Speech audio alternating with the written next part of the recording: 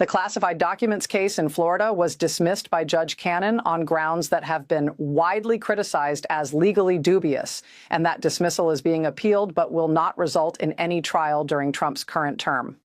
The January 6th cases brought by Jack Smith were effectively ended when Trump won the election, since a president cannot be prosecuted while in office, and the special counsel resigned after issuing reports that documented the evidence against Trump without resulting in any conviction.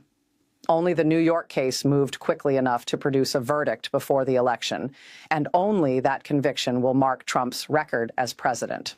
The political implications of being a convicted felon while serving as president are complicated because different voters draw different conclusions from the same facts. For Trump's supporters, the conviction is evidence of persecution by a politicized justice system, proof that the establishment will stop at nothing to destroy their champion, and the unconditional discharge is a vindication that demonstrates even hostile courts could not actually punish him. For Trump's opponents, the conviction is proof of his unfitness for office, evidence that he breaks the law and lies about it, and the lack of real punishment is evidence that the rich and powerful face no real consequences even when they are caught. Both narratives coexist and reinforce the partisan divide that characterizes American politics, and neither is likely to change many minds among those who have already formed their opinions. Okay, so let us bring all of this together and talk about what the hush money conviction and sentencing actually mean for Trump's presidency and for the broader questions about accountability and justice that it raises. The fundamental reality is that Trump is serving as president while convicted of 34 felonies, and nothing that happens in the appeals process will change the historical fact that this is unprecedented and that it represents a significant departure from the expectations that have governed American politics. The conviction stands on his record. The jury's verdict finding him guilty beyond a reasonable doubt stands, and the unconditional discharge, while avoiding actual punishment, cements rather than erases his status as a convicted felon holding the highest office in the land. The question of whether this matters, whether voters care about having a felon as president, was answered definitively by the 2024 election in which Trump won despite the conviction.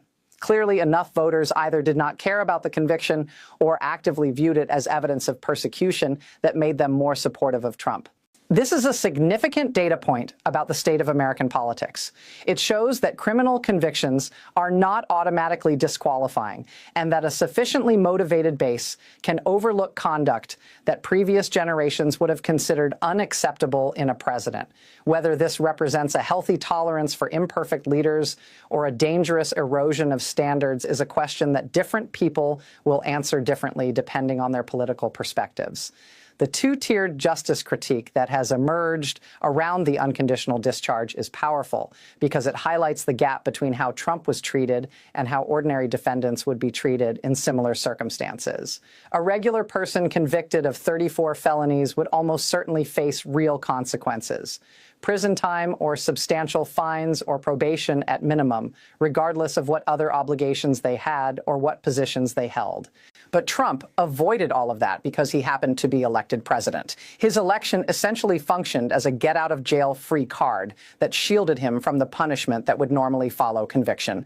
This reinforces perceptions that the justice system treats powerful people differently than it treats everyone else, and that wealth and political power can insulate individuals from consequences that ordinary citizens cannot escape. The polling data on these questions suggests that significant majorities of Americans believe the justice system is rigged in favor of the rich and powerful, with 58% or more agreeing that wealthy people can evade punishment that ordinary people cannot. The Trump sentencing provides ammunition for this view. Here is the clearest possible example of someone convicted of serious crimes avoiding real consequences because of their position and power. Democrats will certainly use this to argue that Republicans are hypocrites about law and order, that they only care about crime when it is committed by people they do not like, and that Trump's presidency represents a fundamental betrayal of the principle that no one is above the law. Whether this argument resonates with voters who have already absorbed and discounted the conviction remains to be seen. The contrast with how other political figures have been treated for lesser offenses highlights the exceptional treatment Trump has received and the double standards that seem to apply. Politicians have resigned over scandals far less serious than 34 felony convictions. candidates have withdrawn from races over revelations that pale in comparison to what Trump was found guilty of doing. The normal expectations that govern political accountability have been suspended for Trump. And the question is whether they will ever be restored or whether his presidency has permanently lowered the bar for what conduct is acceptable in public officials.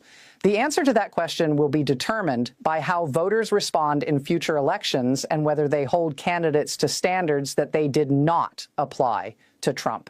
The appeals that will continue throughout Trump's presidency serve several purposes beyond the legal goal of overturning the conviction. They keep the case alive as a political issue, allowing Trump to continue claiming persecution and victimhood. They create uncertainty about the final outcome that lets supporters argue the conviction might yet be reversed.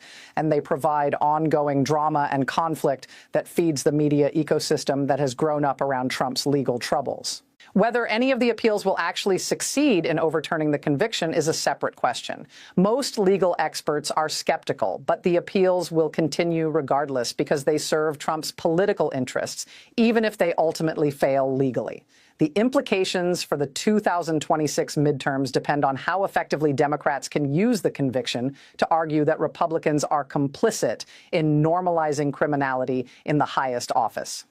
Every Republican candidate will have to answer questions about whether they support a convicted felon as president, whether they think the conviction was legitimate, and whether they believe Trump should have faced real consequences. These are uncomfortable questions that put Republicans in difficult positions. Defending Trump alienates voters who care about the rule of law, while criticizing him alienates base voters who see any criticism as betrayal. The conviction gives Democrats a weapon they can deploy in competitive races, but whether it moves votes depends on how it is framed and whether voters have already priced the conviction into their evaluations of Trump. The institutional damage done by having a convicted felon serve as president extends beyond any individual election because it affects how people perceive the justice system and the presidency itself. If criminal convictions do not disqualify someone from the presidency, if voters will elect and support a felon regardless of what they were convicted of doing, then the deterrent effect of criminal law is diminished for anyone who believes they can achieve sufficient political support to survive consequences. Future politicians may conclude that the law does not apply to them as long as they can mobilize enough voters, and that calculation could lead to more criminality rather than less. The precedent Trump is setting is one where political popularity shields individuals from accountability, and that precedent will outlast his presidency. The role of the Supreme Court in allowing the sentencing to proceed while declining to block the conviction sends a message about the limits of judicial protection for Trump, even from a court that has shown willingness to rule in his favor on other matters. Roberts and Barrett joining the liberals to deny the stay suggests that at least some conservative justices are uncomfortable with extending special treatment to Trump beyond what the law requires. This may affect how other Trump-related cases are handled going forward, and it provides some reassurance that the courts are not simply rubber-stamping everything the administration wants. But the 4 dissenting justices willing to block even the sentencing of a convicted felon show that significant judicial support for Trump remains, and that close cases could go either way, depending on how they are framed. The historical judgment on this period will depend on factors we cannot yet know, including whether Trump serves out his term and what happens in subsequent elections, and whether the precedents being set prove durable or temporary. If Trump's presidency is followed by a restoration of normal expectations about accountability, if future candidates are held to standards Trump escaped, then this period may be viewed as an aberration that the system ultimately corrected. But if Trump's example becomes the norm, if criminality is no longer disqualifying, and if political power provides effective immunity from consequences, then this period may be viewed as the moment when American democracy began to function differently, and when the rule of law lost its meaning for those with sufficient resources and support to evade it. The bottom line from the hush money sentencing is that Trump is serving as president while convicted of 34 felonies. The unconditional discharge avoided actual punishment, but cemented his status as a convicted felon, and the appeals will continue indefinitely without changing the fundamental reality of what happened. A jury of 12 ordinary citizens found Trump guilty beyond a reasonable doubt. A judge confirmed the conviction and imposed sentence. The Supreme Court declined to block the process, and now the most powerful person in the country holds office with a criminal record that would disqualify any ordinary citizen from countless jobs and opportunities. This is the state of American justice and American politics in 2025, and whether it represents an aberration or a new normal is the question that the coming years will answer.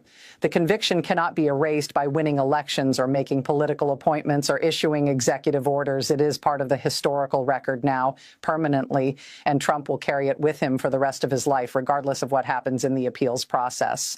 The first felon president, the first person convicted of crimes to hold the office, the first demonstration that enough political support can shield individuals from consequences that the law is supposed to impose equally on everyone. These are the precedents being set and the legacy being created, and future generations will judge whether Americans in this moment rose to the challenge of maintaining the rule of law or failed that challenge in ways that damaged the republic permanently. That is what you need to understand about the hush money conviction and sentencing, and what it means that we now have a convicted felon serving as president of the United States. The legal process worked in the sense that a guilty verdict was rendered and a sentence was imposed. But justice, in a fuller sense, the sense of consequences actually being imposed for wrongdoing, remains elusive for someone with enough power and support to avoid it. Whether that outcome is acceptable, whether a system that produces it deserves to be called a system of justice, is a question that each American will have to answer for themselves. I will keep you updated as the appeals continue and as the political implications play out.